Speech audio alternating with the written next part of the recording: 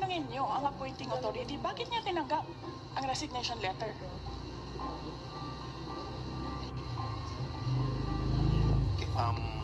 Madam Vice President, Yes, sir. we will, wala pa po tayo dun sa usapin na yun. Sa anong usapin, Later sir? later po sa binabanggit po ninyo. Sa anong Wala pa po tayo sa period of interpellation.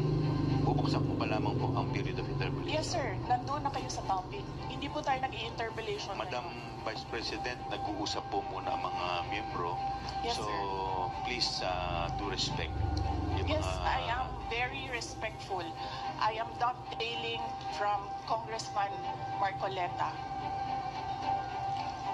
The appointing authority is the President of the Republic of the Philippines.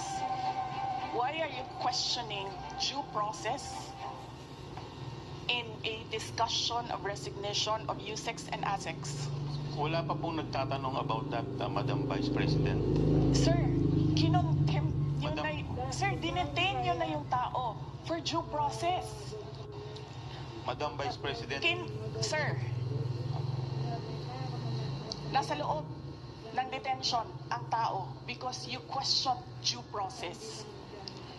Asaan ang explanation ng due process ninyo doon?